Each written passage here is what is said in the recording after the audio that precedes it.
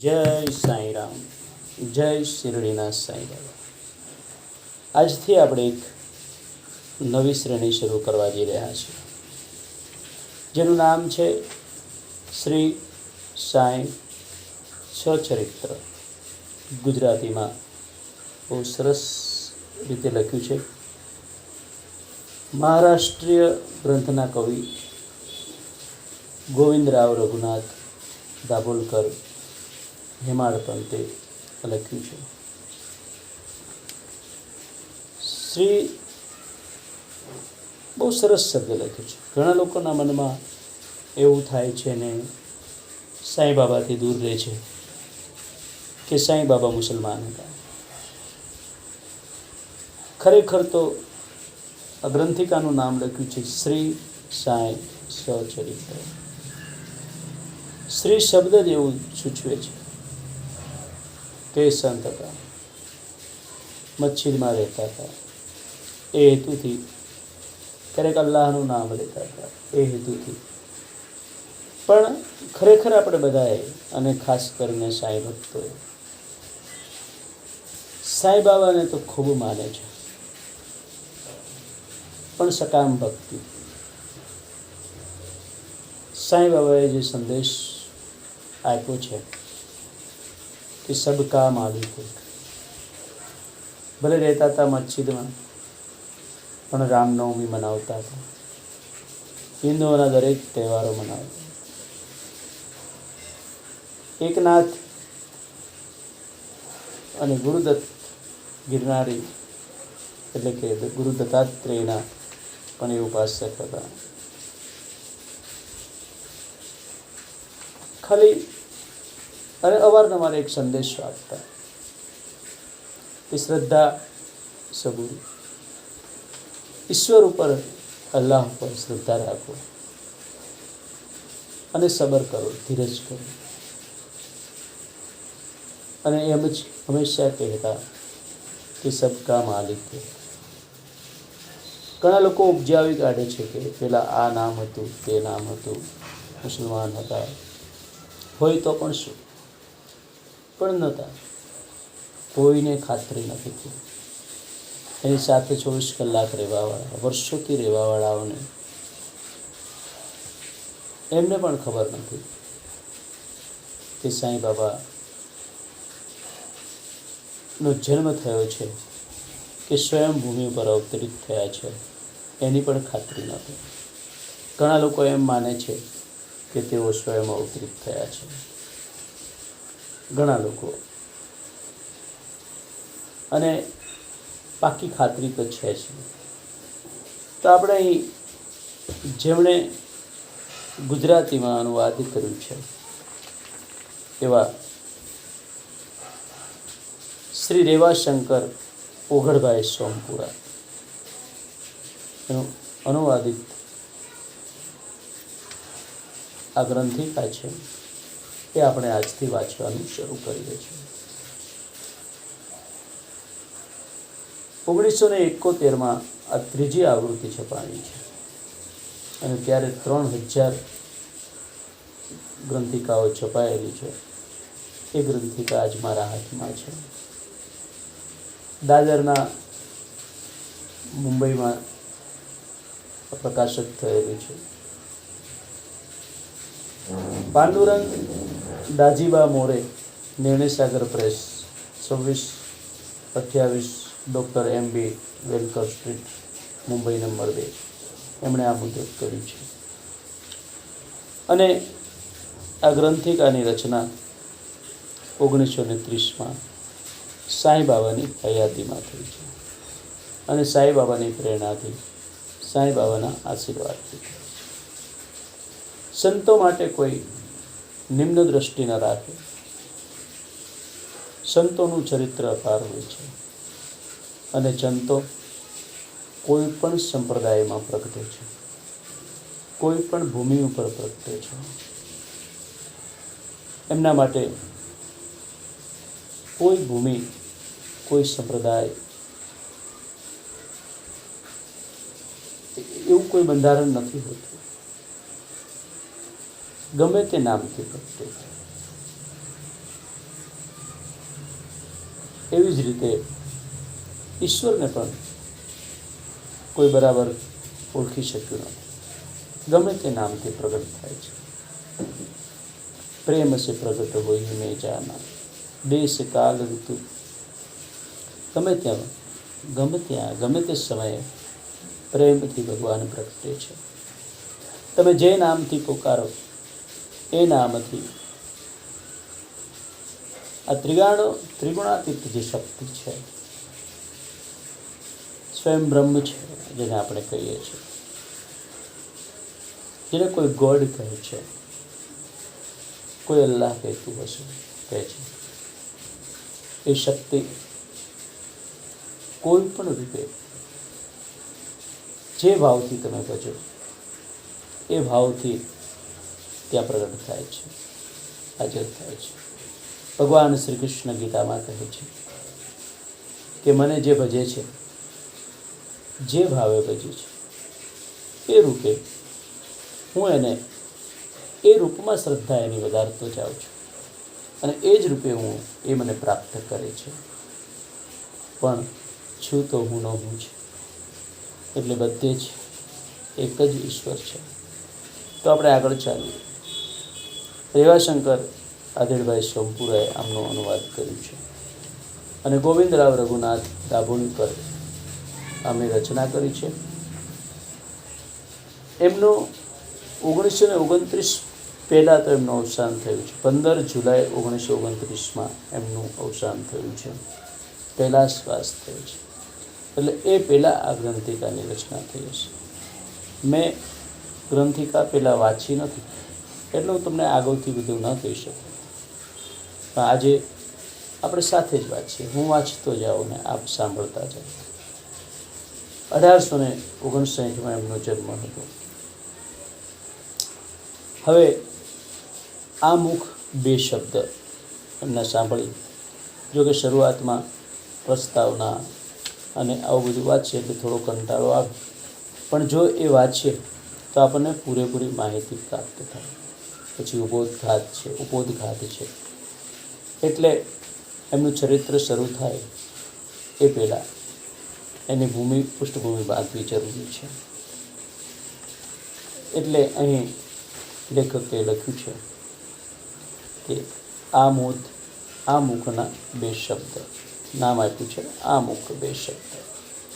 Dattatreya Balwant Rane, CB વેલકર, મંત્રી શ્રી સાંઈબાબા સંસ્થાન શિરડી. ગુડી પડવાના દિવસે વિક્રમ સંવત 2013, તારીખ 1/4/1957, નાગેશ આત્મારામ સાવંત, 18/7/1951.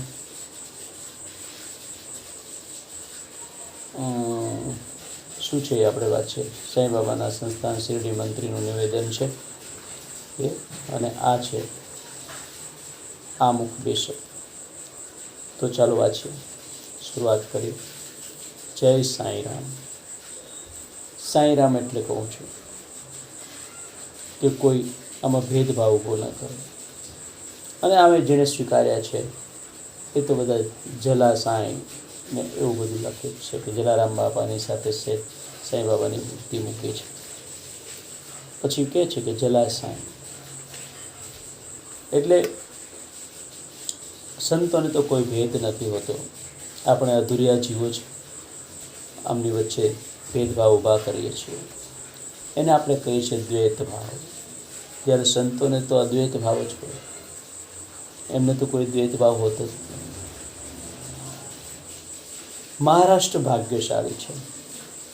ઉત્તરોત્તર આ ભૂમિમાં કોઈ પણ મહાપુરુષ જન્મ ધારણ કરીને જળ જીવોનો ઉદ્ધાર કરતા હોય છે. આશરે એકાદ સૈકા પૂર્વે અહમદનગર જિલ્લાની ધાર્મિક પરિસ્થિતિ અતિ વિકટ બની હતી.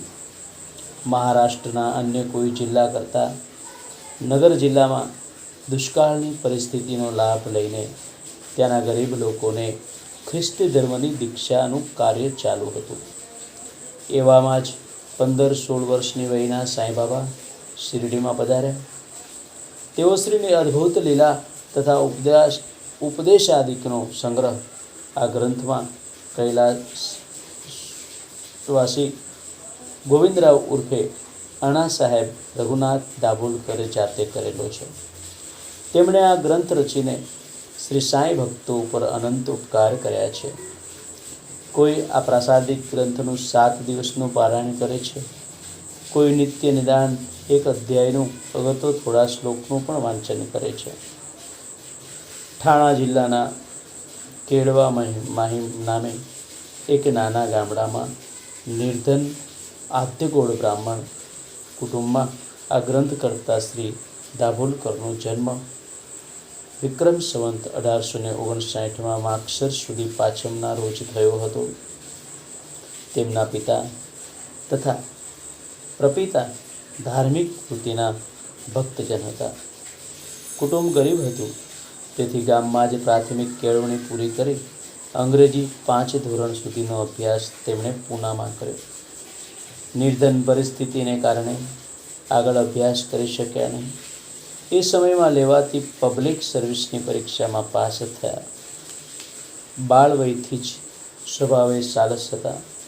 ઉદર નિર્વાહનું કશું સાધન નહોતું, તેથી પોતાના ગામની નિશાળમાં માસિક 8 રૂપિયાની શિક્ષકની જગ્યા તેમને સ્વીકારવી પડી. પણ એવામાં કોલાબા જિલ્લાના મામલતદાર શ્રી સાબાજી ચિંતામણ સીટનીસે તેમની કામની આવડત, મળતાવડો સ્વભાવ તથા તીવ્ર બુદ્ધિ પારખી લીધી. તેથી પ્રથમ તો તેમને ગામડાના તલાટીની જગ્યા આપી. જાતે ગરીબી અનુભવેલી હોવાથી તે ગરીબીના આંસુ લૂછતા હતા. કચેરીના કામમાં મહેનતુ તે હોશિયાર હોવાથી દિવસાનો દિવસ મહેરબાની વધતી ગઈ અને અંગ્રેજી કારકુન નિમાયા. થોડા સમયમાં રેવન્યુ ખાતાની પરીક્ષા પાસ કરી અને મામલતદારની કોર્ટના અવલ કારકુનના દરજ્જા સુધી પહોંચ્યા. એ પછી એમની નિમણૂક ફોરેસ્ટ સેટલમેન્ટ ઓફિસર તરીકે થઈ અને ત્યારબાદ ભરૂચમાં ફેમિન રિલીફ વર્કર્સના સ્પેશિયલ ઓફિસર નિમાયા. અહીં રહીને અનાજની યોગ્ય વહેંચણી કરી, તેથી તેમના પર લોકોનો ઘણો પ્રેમ બંધાણો. આ જગ્યા પર તેમણે ઘણું સંતોષજનક કામ કર્યું. તેથી વિક્રમ સંવંત 1901 થાણા જિલ્લામાં શાહપુરના મામલતદાર તેમને નિમ્યા. એ પછી સને 1903 વાંદરામાં ફર્સ્ટ ક્લાસ રેસિડેન્ટ મેજિસ્ટ્રેટની જગ્યા તેમને મળી, જ્યાં સને 1907 સુધી પોતે ચાલુ રહ્યા.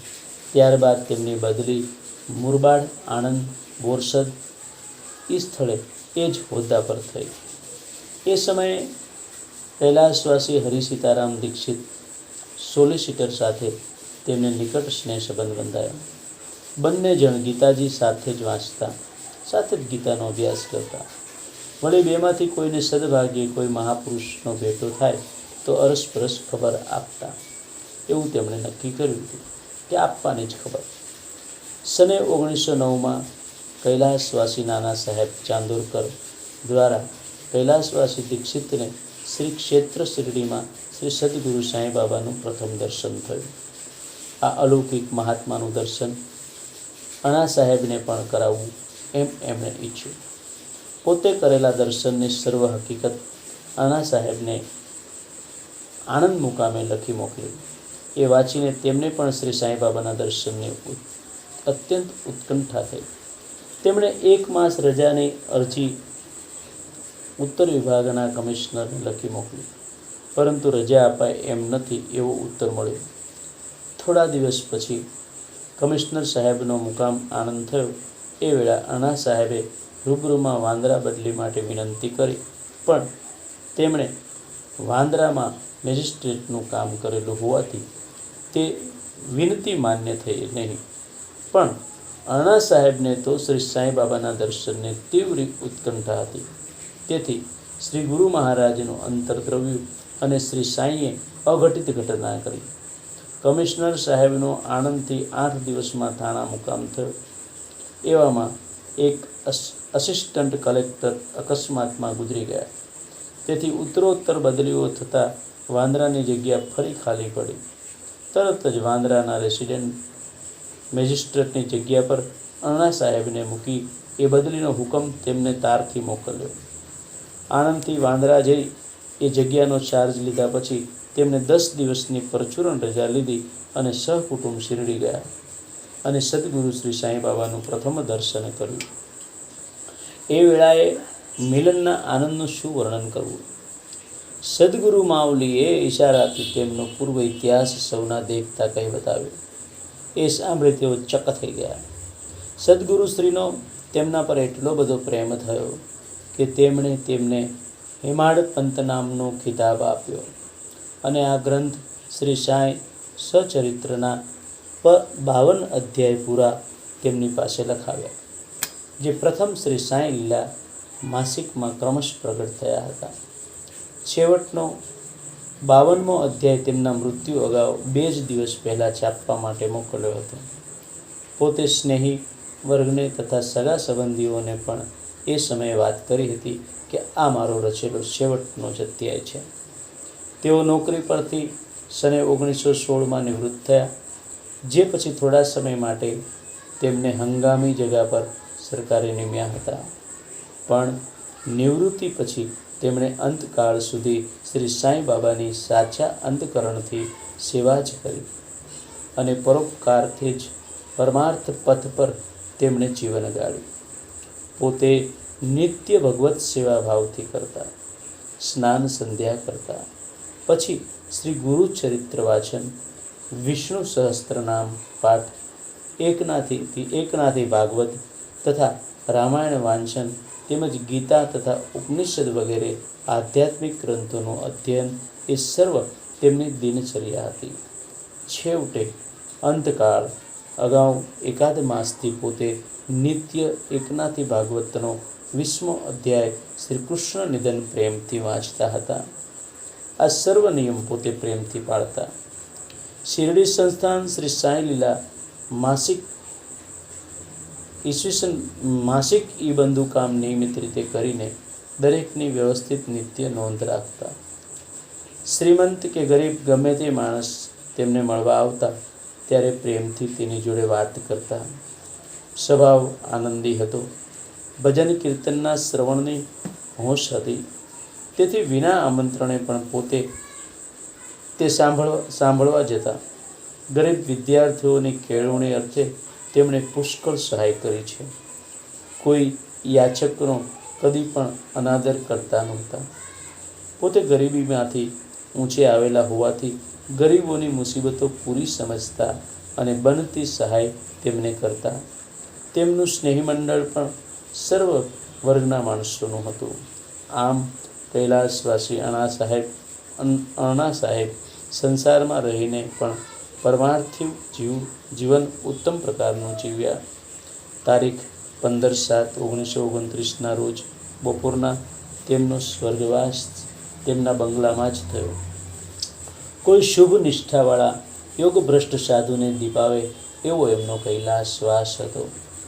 શ્રી સાંઈનાથ મહારાજની કૃપાથી ભક્તો માટે આ ગ્રંથરૂપી અમૂલ્ય ભેટ અણ્ણા સાહેબ મૂકી ગયા છે, જેનો વાચકો અવશ્ય લાભ લેશે અને છેવટના અધ્યાયમાં આપેલી સૂચના પ્રમાણે સાંઈ ભક્તો આ ગ્રંથનું પારાયણ સપ્તાહ કરી સુખદ અનુભવ પણ લેશે એવી શ્રદ્ધા છે.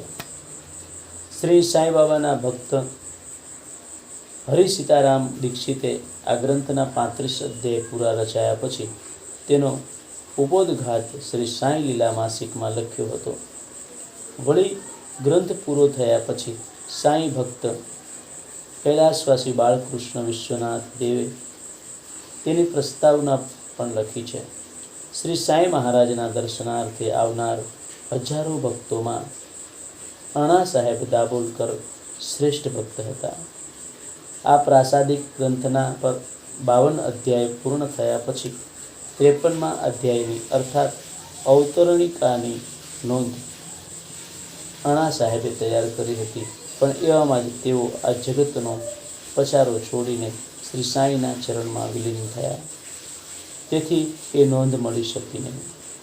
માટે દેવ ઉર્ફે બાબાના બાળે આ અવતરણિકા પૂર્ણ કરી ઉપોદ્ઘાતનો તથા પ્રસ્તાવનાનો ઉપયોગી ભાગ આ લેખને અંતે જુદો આપેલ છે. દેવની પ્રસ્તાવનામાં કૈલાસવાસી દેવની પ્રસ્તાવનામાં ગ્રંથ વાચનનું મહત્વ સમજાવ્યું છે, તેમજ ગુરુચરિત્ર ઉપર કયા ગ્રંથ કોણે લખ્યા છે તે માહિતી પણ આમાં આપી છે. હાલમાં મુંબઈ, પુના, ગુજરાત, કલકત્તા, મદ્રાસ એવા શિરડીથી બહુ દૂરના સ્થળોમાં પણ શ્રી સાંઈ મહારાજના ઉત્સવ સાર્વજનિક રીતે ઉજવાય છે, તેમજ તે પ્રાંતોમાંથી અસંખ્ય લોકો તેમની સમાધિના દર્શનાર્થે પણ નિત્ય શિરડી આવે છે.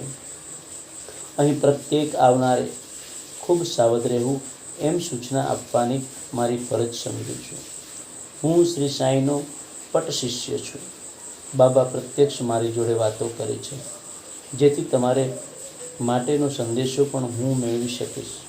તમારે બાબાને કારવવાનું હોય તે મને કહો, એટલે હું બાબાને કહીશ અને તમારું કામ જલ્દી થશે. આવી જાતની પાખંડબાજી ચાલતી જોવામાં આવે છે. આવો પ્રચાર આ ધૂર્ત લોકોના મિત્રો પણ કરવામાં કંઈ બાકી રાખતા નથી. કશી માહિતી વિનાના શિરડીમાં પ્રથમ જ આવનાર ગૃહસ્થોને આવા પાખંડીઓ ધૂર્ત પ્રચારકોની સહાય વડે પોતાની જાળમાં ફસાવે છે. આવો અનુભવ ઘણા સાંઈ ભક્તોને થયો છે. શ્રી સાંઈબાબા પ્રત્યક્ષ પરમેશ્વર હતા, તેથી ભક્તોને સ્વતઃ મનોભાવથી કરેલી પ્રાર્થના તેમને પહોંચે છે. તેમને આવા મધ્યસ્થીની જરૂર જ નથી.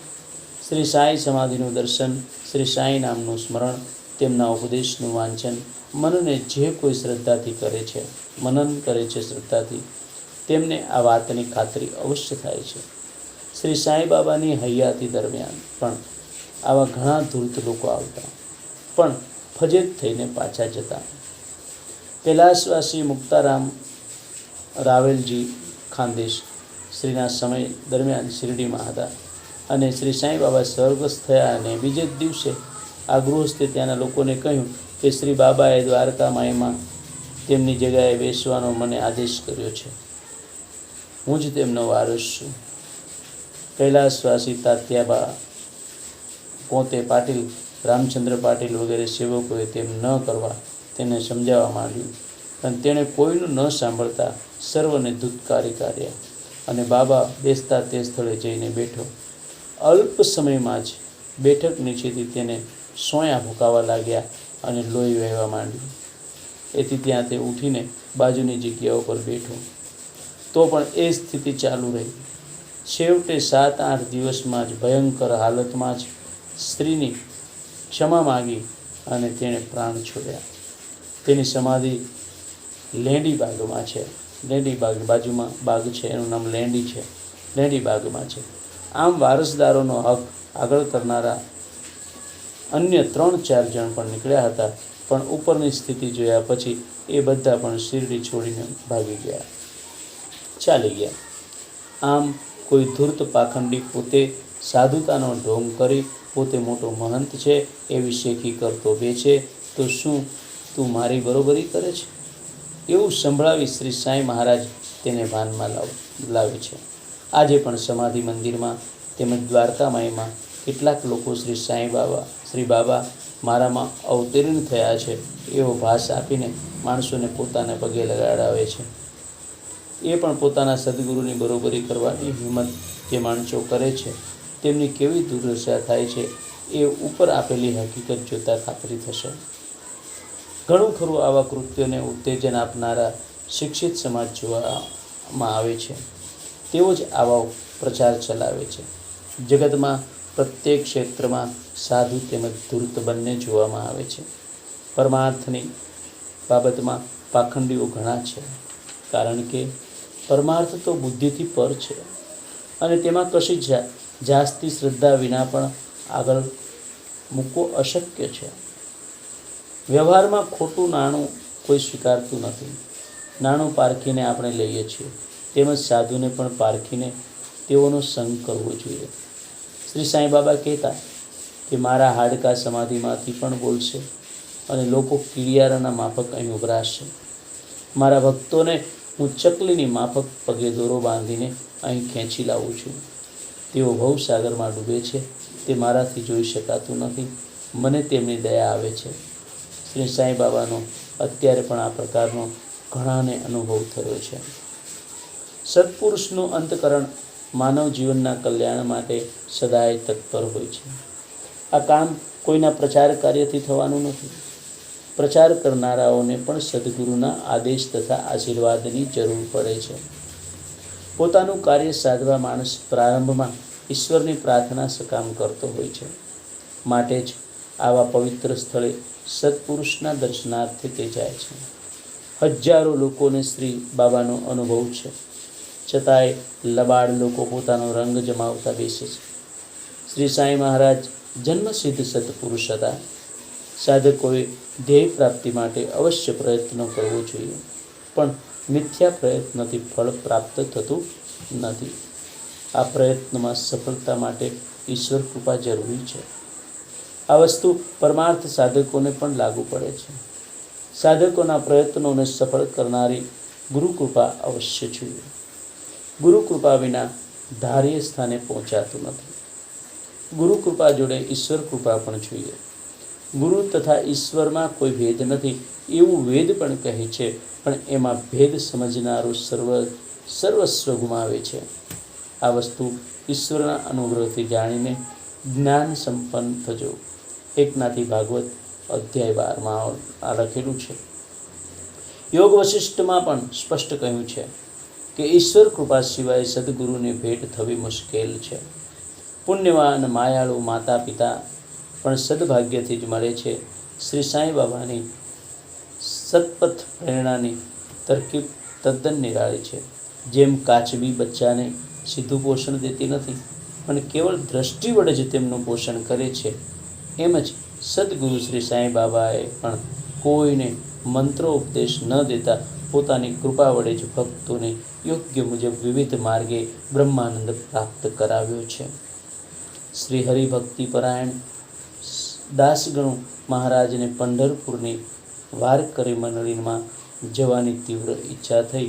તે વેળા પોતે સ્વતઃ પાંડુરંગ છે, માટે પંઢરપુર જવાની જરૂર નથી એવું શ્રી સાંઈ બાબાએ તેને કહ્યું હતું. અને તેની ખાતરી માટે પોતે શિરડીમાં જ દ્વારકા માયમાં શ્રી પાંડુરંગ બનીને તેને દર્શન આપ્યા હતા. કૈલાસવાસી બાપુ સાહેબ જોગે સદગુરુ અક્કલકોટ સ્વામીના દર્શને જવા ઈચ્છા કરી અને હઠ પકડી બપોરની આરતીમાં હાજર ન થયા. તેથી બાબાએ તેમને 2 વાર બોલાવવા મોકલ્યા બાદ તે આવ્યા. આરતી થયા બાદ બાબાને દંડવત કરતી વેળાએ સર્વ હાજર ભક્તોને અક્કલકોટ સ્વામીના રૂપમાં શ્રી સાંઈનાથે દર્શન આપ્યા હતા. આવા મહાત્માની કૃપા મેળવવા મધ્યસ્થી જરૂરી નથી. આપણે સૌ શ્રી પાંડુરંગ, શ્રી રામ, શ્રી કૃષ્ણ, શ્રી દત્ત વગેરે દેવતાઓના ભક્ત છીએ. ઈષ્ટ દેવતાઓના પ્રેમથી જ ઈષ્ટદેવને પ્રસન્ન કરી શકાય છે એવું આ ગ્રંથમાં અનુભવથી જોવામાં આવશે. હાલ પણ આવા અનુભવ ઘણાને થતા હોય છે. શ્રી સાંઈ બાબાને લીધે જ શિરડી ગામને મહત્ત્વ મળ્યું છે.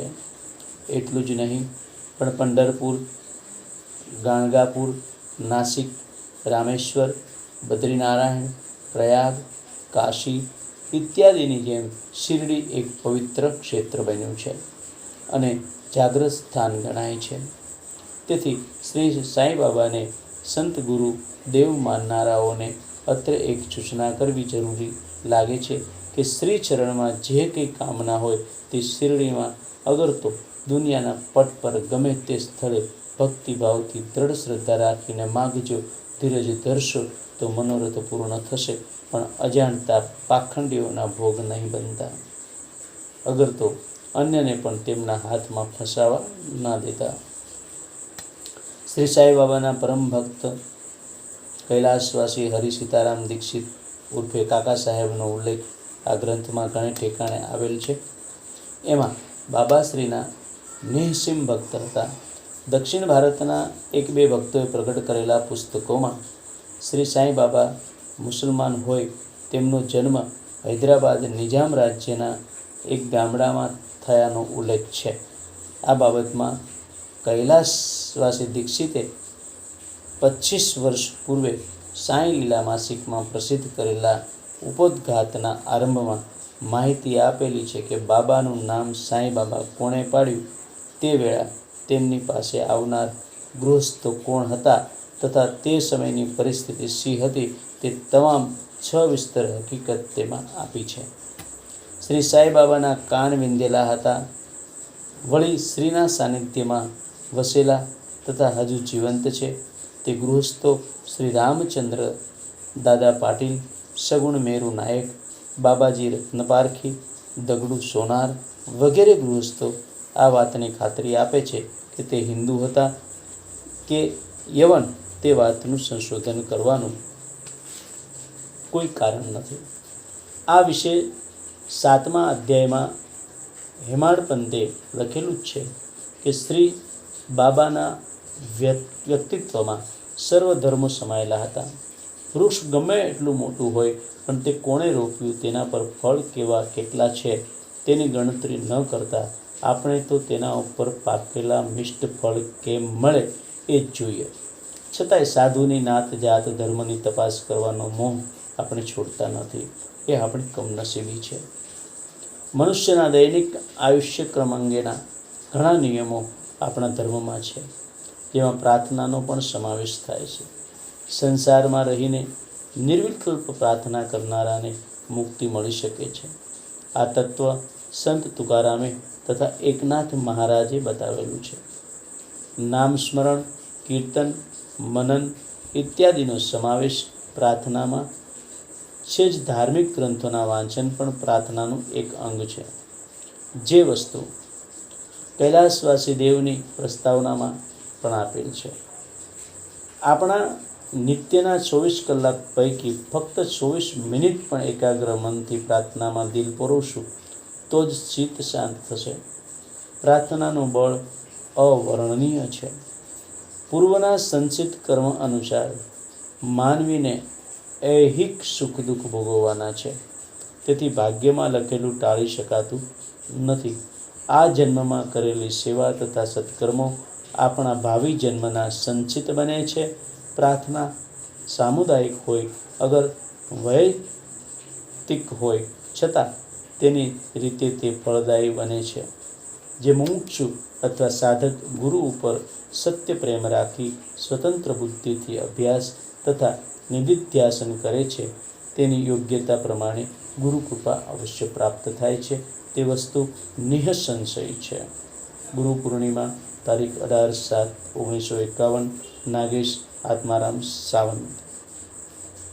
શ્રી રેવાશંકર ઓ સોમપુરા બીએ, એમણે મરાઠી શ્રી સાંઈ સચરિત્રનો ગ્રંથ ગુજરાતીમાં ઉતારી આપીને ગુજરાતી સાંઈ ભક્તોની ભારે સેવા કરી છે.